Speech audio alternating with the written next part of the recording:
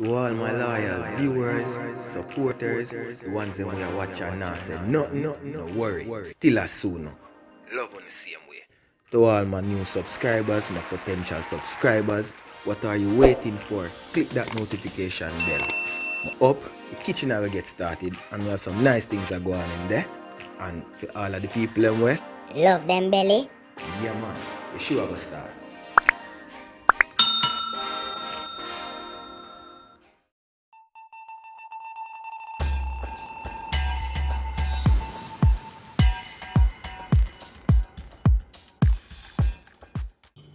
Welcome to another episode in my kitchen, Dean's Kitchen of course. If you're new to my channel, welcome.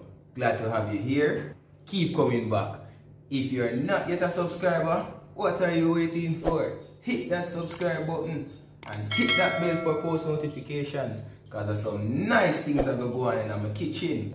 Today, I will be doing something pretty simple, pretty easy. As you point, it's done. So stay tuned, you're gonna get it done. So before I proceed to making my salmon potato patties, I have a tip I want to share with you. In hand I have 2 tomatoes. One that is firm. It's not so ripe, but it can be used. And this one is soft to the touch. The ideal tomato to use is this one, and that is firm to the touch. Why? It keeps your potato patties firmer and not saggy.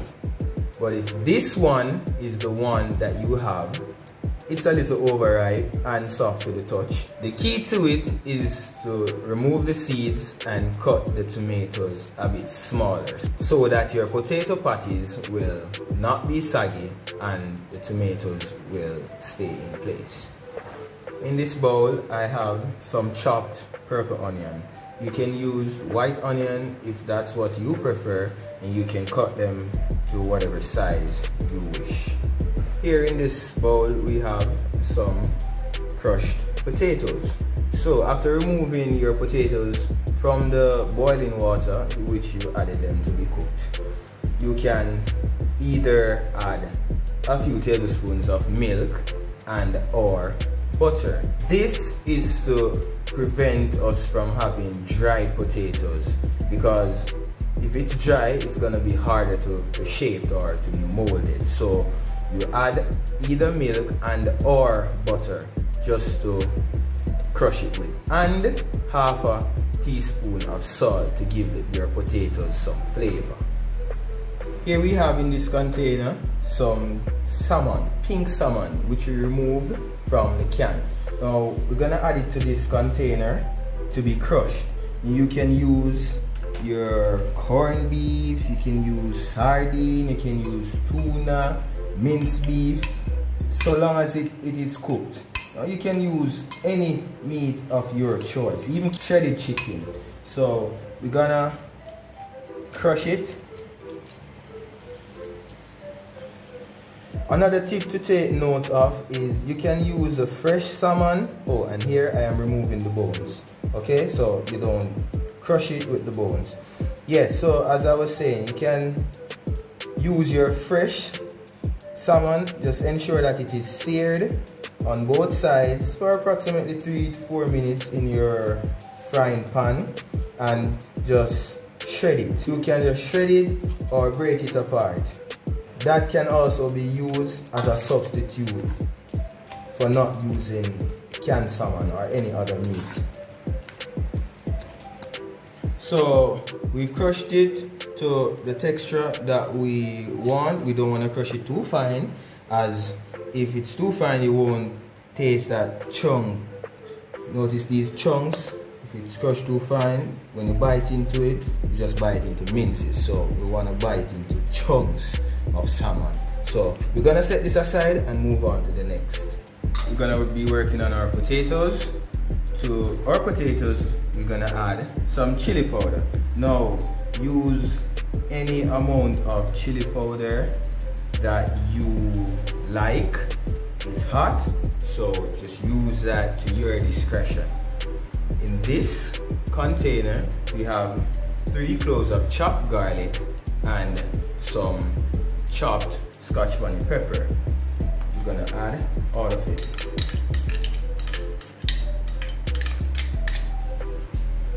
And we have a secret ingredient here, some freshly shredded carrots.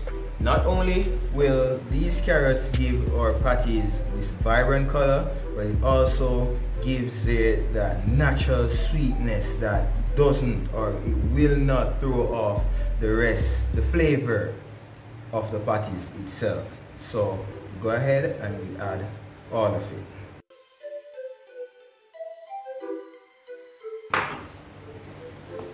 We go ahead and we shred our potatoes along with the other ingredients that we added.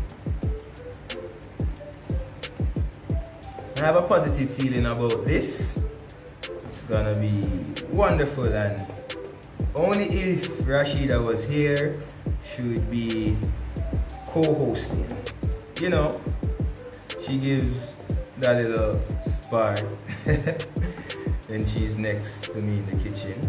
She's not here today, unfortunately. Probably for the next filming, she'll be active. And here we have it. It's done mixing. And I encourage you, viewers, you can be as creative as possible as you like.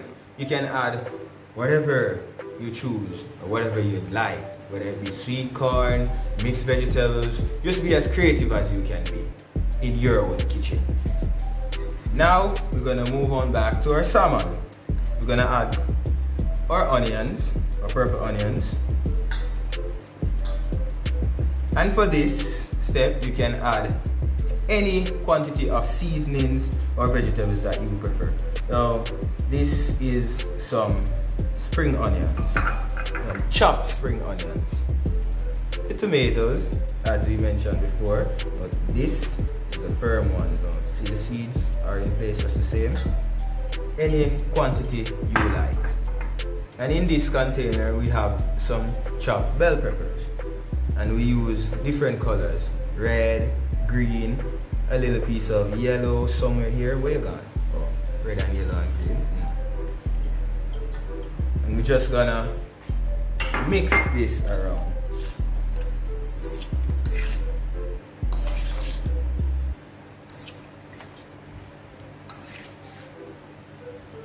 And try to be as gentle as can be. Remember, we don't want to eliminate the chunks of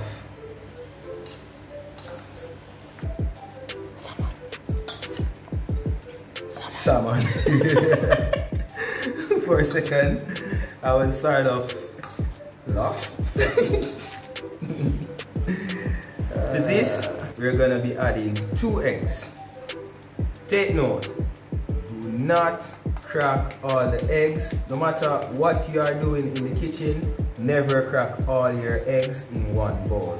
This is to prevent any rotten egg from spoiling your ingredients. So we crack them one at a time and we add to our mix. And also to eliminate if cracked shells might get into it. That can be a challenge to remove at times.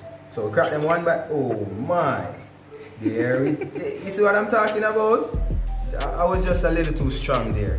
Now, it has not caused too much damage. It can be removed without any issues. So I removed the eye from this one in the background, just using one of the cracked shell. It was in the egg, so I removed that in the background. So that's another tip you want to take note of when breaking your eggs. So we're gonna mix this around and remember to be gentle. Yeah, look at the colorful creation that I've made. The eggs in this mixture serve as a binding agent. If you are not a person that consumes egg, you can use milk or you can leave it out altogether. And you use a third of a milk, a third of a cup of milk. So yes, here we have it.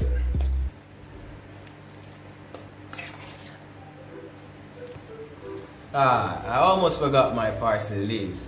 Here I have some parsley that has been in the freezer, so it's not so dry, but can be used. Now, if you have fresh parsley, you can use it. It will give your patties that kick. Yeah, that Jackie Chan kick. So, you're gonna sprinkle it all over. Yeah. And we're gonna give it a light toss. Do not stir, just a toss.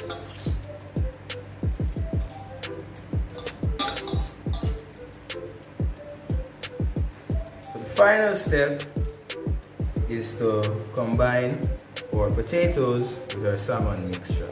Now we're gonna add about half of the potatoes to the salmon. We're just gonna cut and turn.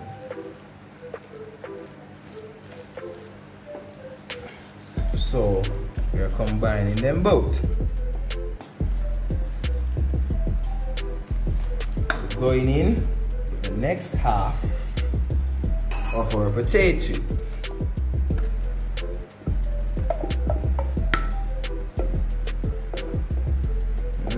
Smelling so good. Lovely. So turn, cut in.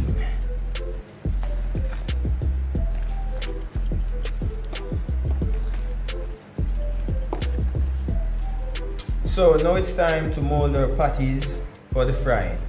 I have set my frying pan on the stove, medium heat, with some vegetable oil, and it's heating in the background. Now I'm gonna take my spoon and place some of the patties in my hand, and I'm gonna mold it. Ensure that your hands are clean for doing this, and flatten it out.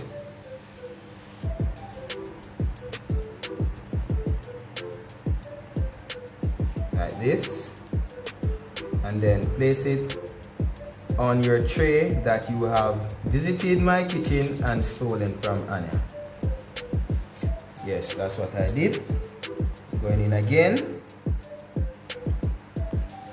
Take note that you can make it in any shape or form that you like, but for now, this shape and size is ideal to what I am looking for. So I'm just repeating what I've done. The first step, I'm just gonna place it on my tray.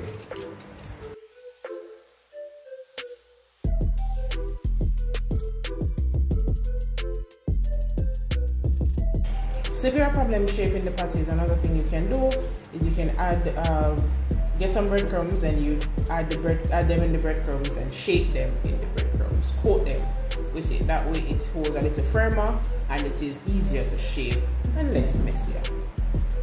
Okay, viewers, so yeah, take note.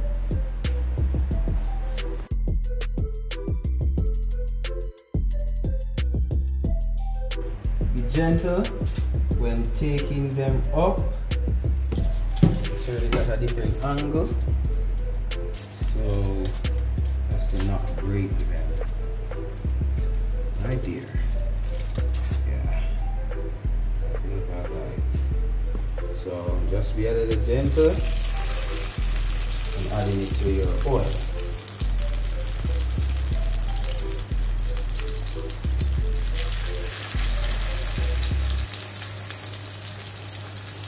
Oh my gosh, it's smelling so great. Right there. Wow, this one looks like it's gonna break. The oil will bind it.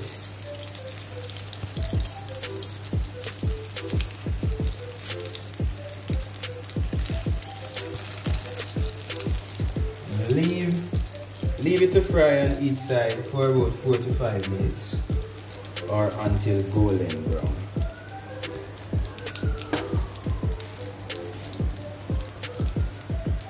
So now we're going to go ahead and turn them over. You want to be as gentle as possible to make them break. Another thing you should know is to ensure that you watch your flame, because if eggs, or there are eggs in it, it is easier to get brown on the outside if your fire is too high, and the eggs won't cook through in the middle. So you want to be mindful of that, as well as when you're turning it, sometimes it's good to use 2 utensils to turn it. As you can see, I broke one trying to turn it with one, or you can just use the one. And if you use the breadcrumbs, as we just suggested earlier, it would be much easier to turn, because that way it would have binded the patties to be a lot firmer, so you'd have a better chance of turning them without breaking them. Other from that, you want to look for this color. You want to assist with turning them over.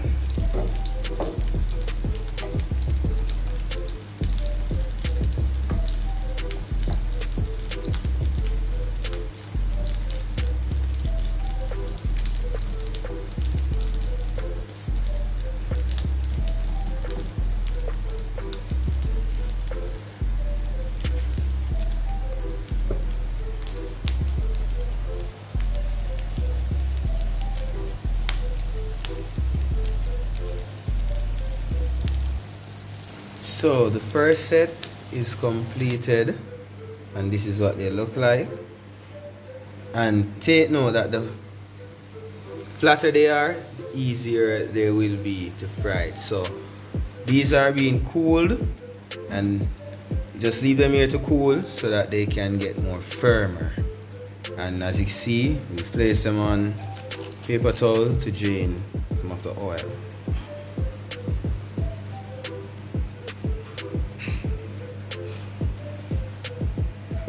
Now my viewers, this is what it looks like when it is done.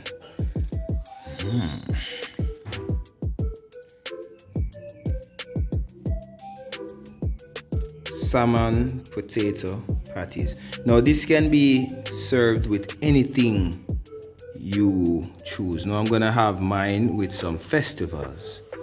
Yeah, nice and delicious.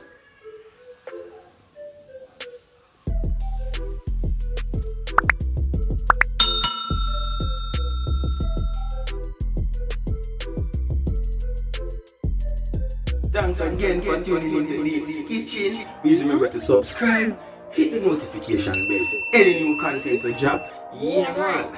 Alright, like, share, leave your comments below. Any questions or queries. Respect.